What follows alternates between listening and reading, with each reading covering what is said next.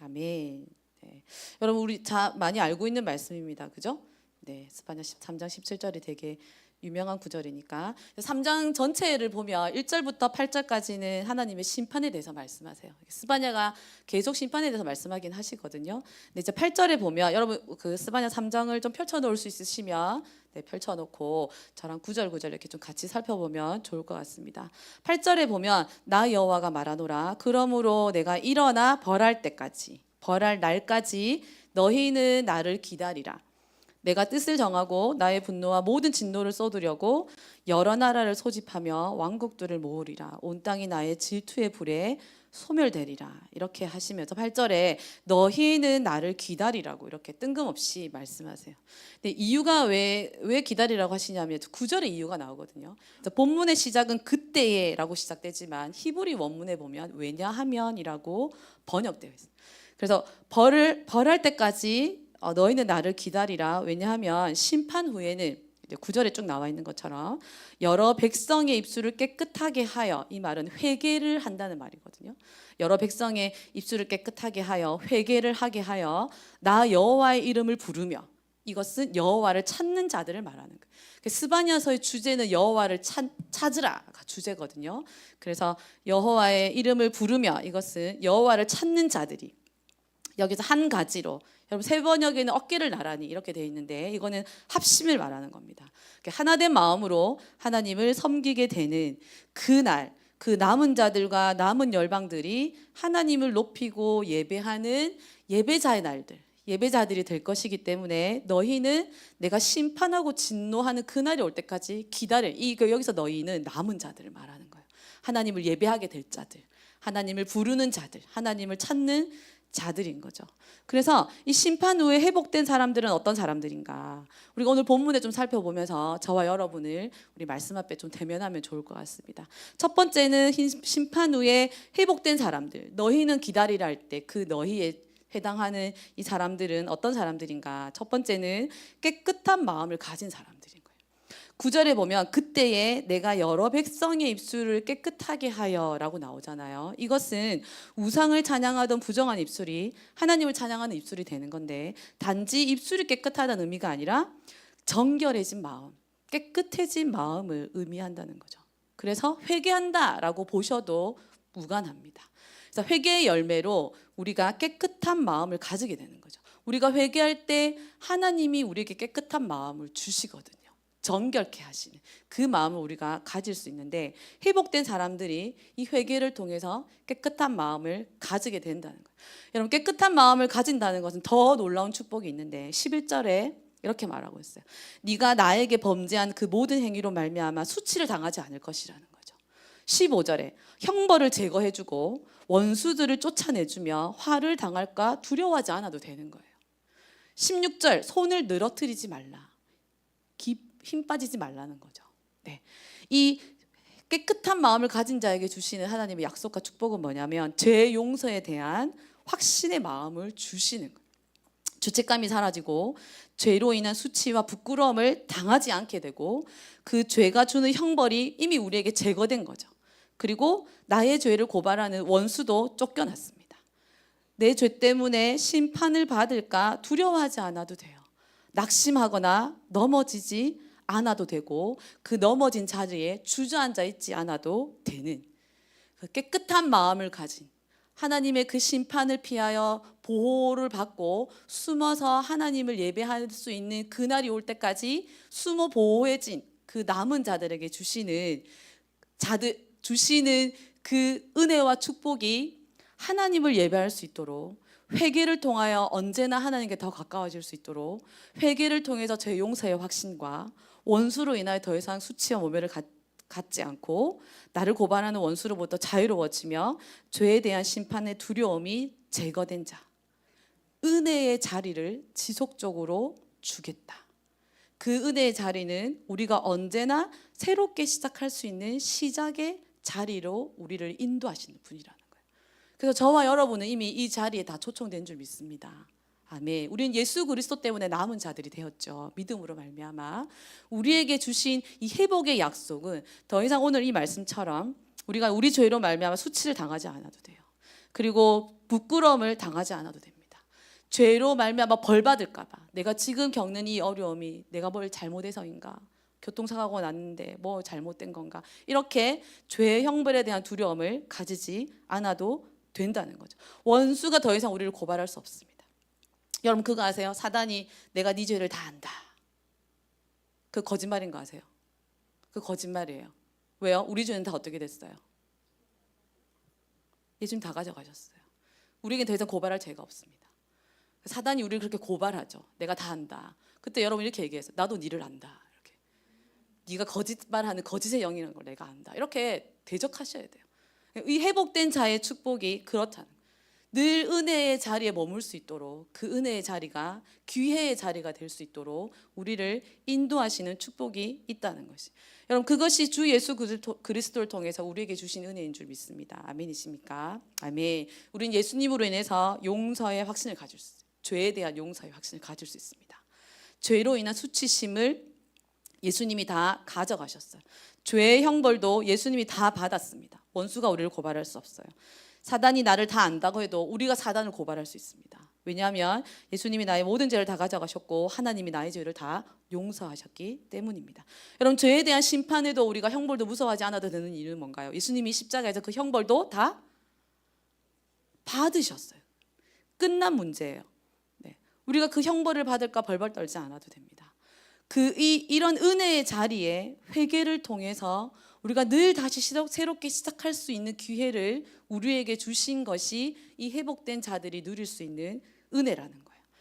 여러분 은혜의 자리는 우리가 넘어졌던 곳에서 다시 시작하게 해주는 그 은혜가 있습니다. 여러분 이 은혜를 다 누리시기를 주님의 이름으로 축복합니다. 그래서 심판으로부터 보호를 받고 숨김을 받은 남은 자들은 저와 여러분을 포함해서 우리 주 예수 그리스도를 통해서 언제나 깨끗한 마음을 가질 수 있도록 회개를 주시고, 그 깨끗한 마음으로 하나님을 예배하고 찬양하는 예배자로 우리를 초청하시고 우리를 인도하신다는 거예요. 여러분이 거절만 하지 않으시면 돼요.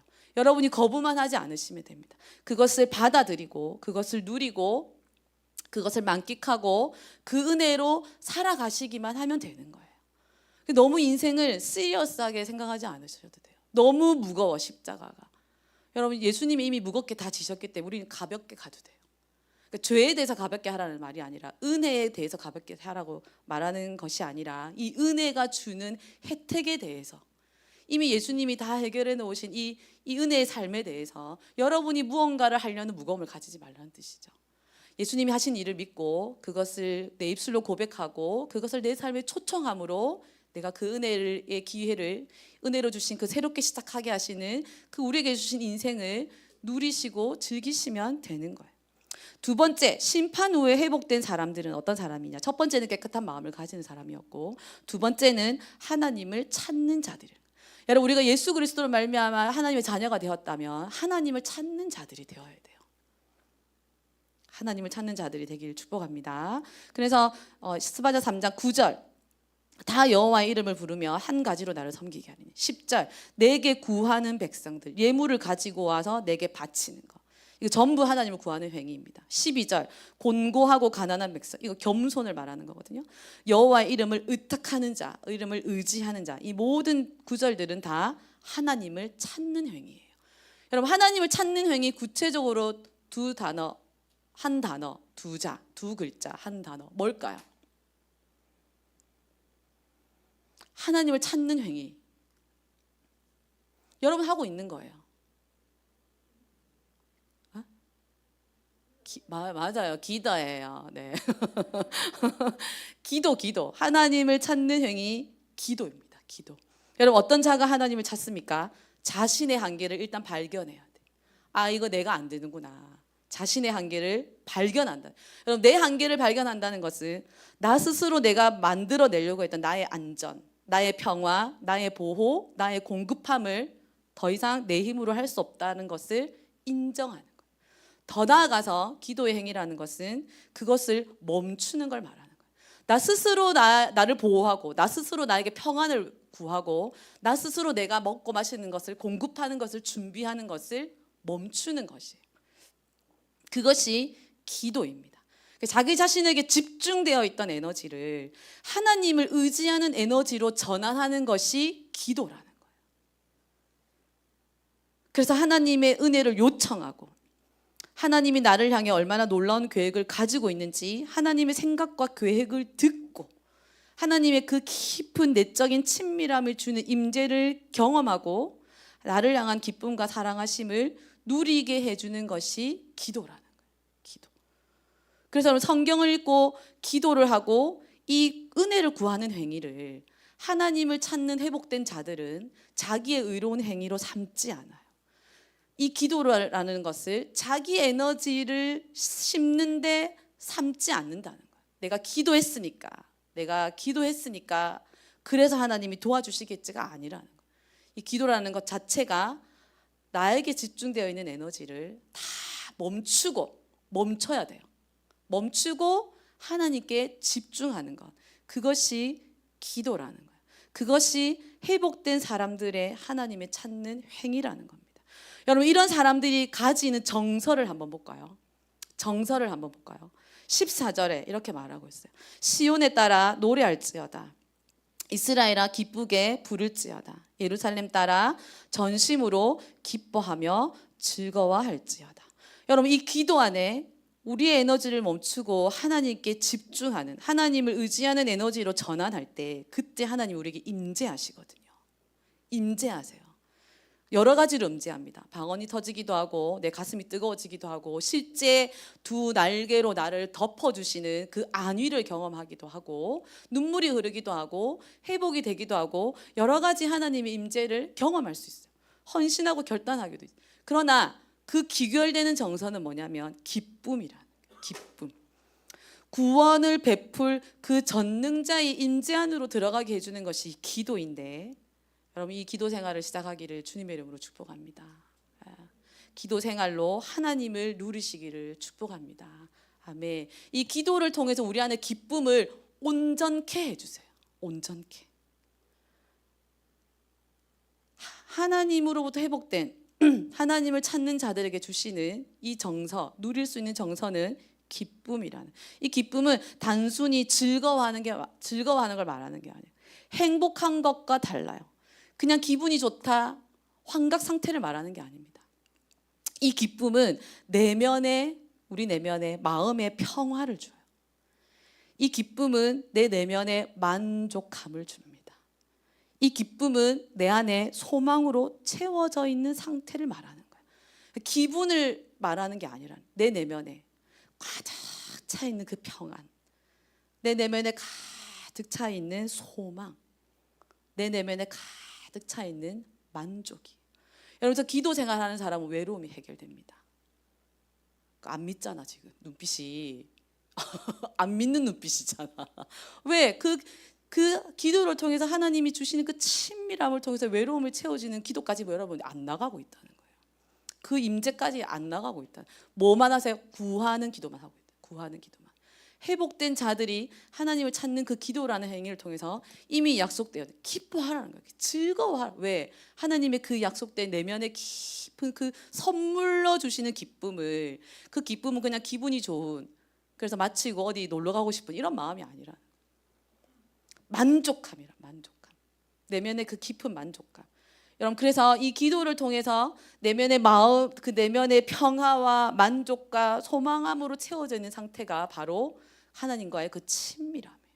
하나님이 나와 함께하고 있는 게 느껴져요. 느껴져야 돼.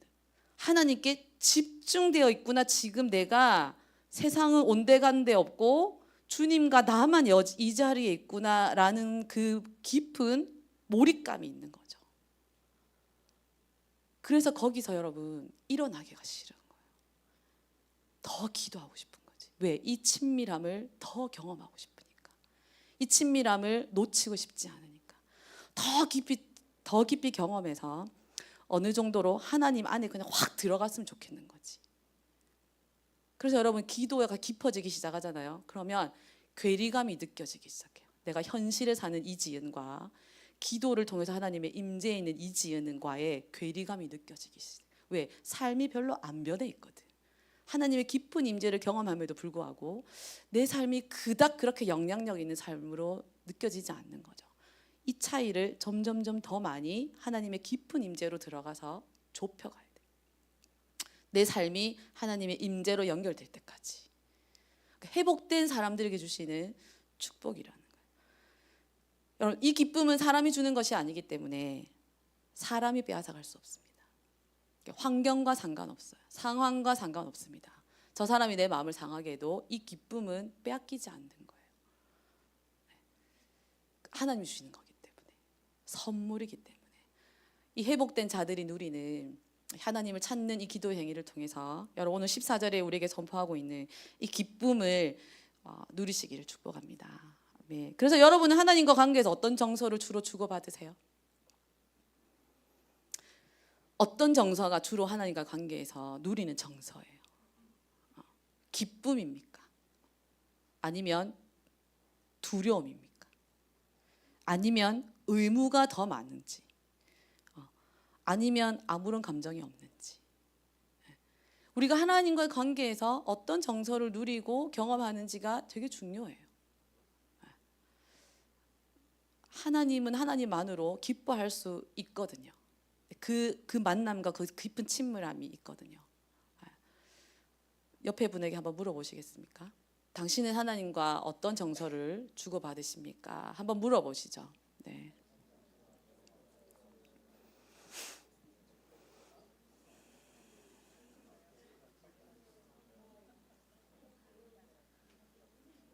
네.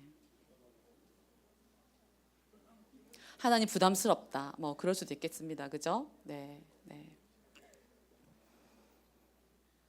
여러분, 스바냐서는 더 놀라운 사실을 우리에게 알려줘요. 우리가 하나님으로 말미암아 기쁨을 이기지 못하는 그 기쁨을 우리가 누릴 뿐만 아니라 하나님도 우리를 기뻐하신다는 거예요. 하나님도 나로 인하여 기뻐하시는데 우리가 잘 알고 있는 17절 말씀입니다. 같이 한번 읽어볼까요? 네. 하나님이 나로 말미암아 기쁨을 이기지 못하시며 잠잠히 사랑하시며 즐거이 부르며 기뻐하십니다. 여러분, 여기서 잠잠이라는 것은 안식을 뜻해요. 안식, 쉼이죠. 여러분, 하나님도 깨끗한 마음으로 하나님을 찾고 예배하는 자들로 인하여 즐거워하고 기뻐하실 뿐만 아니라 안식을 얻으신대요. 편안한 관계죠. 하나님도 우리로 통해서 안식을, 우리가 하나님이 주신 평안으로 안식을 얻을 뿐만 아니라 하나님도 우리의 관계를 통해서 안식을 얻는다는 거죠. 왜 그럴 수 있습니까?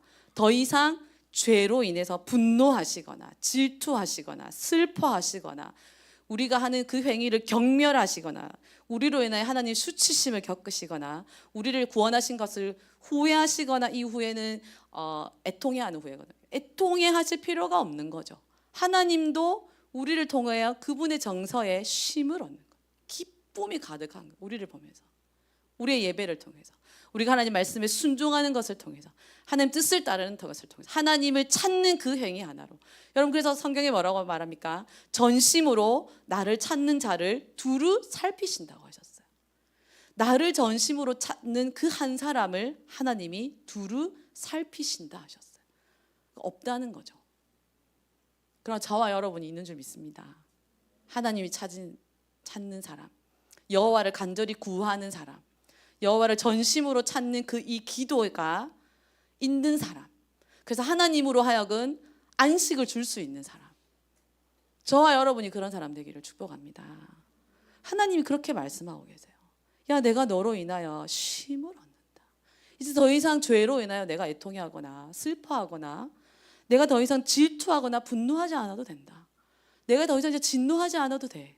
내가 너한테 내가 줄 수 있는 그 보호와 평화와 안정감과 공급함을 주실 거라는 거예요. 주실 거라는 거예요. 이 회복된 자들에게 주시는 거. 어떤 자들에게 그것을 멈추는 자. 나 스스로 안전과 평화와 공급함과 안전을 위해서 나 스스로 에너지를 내어 기도로 도구 삼아 나에게 여전히 집중되어 있지 않는 사람, 하나님을 찾는 사람, 그것을 멈추고 하나님으로부터 모든 공급함을 받기를 결정하는 사람, 기도라는 것을 통해서 하나님을 찾는 사람, 그 사람에게 하나님이 약속된 하나님으로부터 오는 모든 좋은 것들을 누리게 해주신다는 거예요. 그래서 여러분, 우리가 하나님을 믿는데 여전히 자기의 힘으로 무언가를 하려고 하고 있다면 여러분, 하나님을 잘 모르는 거예요. 하나님이 근심하시죠. 그러나 우리가 오늘 말씀처럼 하나님 원하시고 하나님이 기뻐하시고 하나님이 회복하신 대로 우리가 살면 하나님도 우리를 통해서 안위하신다는 거예요. 쉬임하신다는 거예요. 그래서 여러분, 가끔 하나님한테 이런 기도 하셔야 돼요. 하나님 요즘 뭐 하십니까? 뭐 나를 위해서 뭐 안 하시는 것 같은데, 이렇게 가끔 하나님께 똑똑똑 노크하셔야 돼요. 요즘 너무 평안한데 뭐 그래도 좀 길을 여신다든지 홍해도 좀 가르시고 그런 거 하셔야 되는 거 아니에요? 이렇게 하나님께 너무 나로 인하여 쉼을 얻고 계신 그분에게 똑똑똑 할 수 있어요.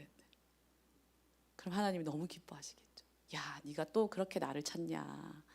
너 진짜 내가 그렇게 너한테 필요하구나. 맞아, 내가 너를 창조했어.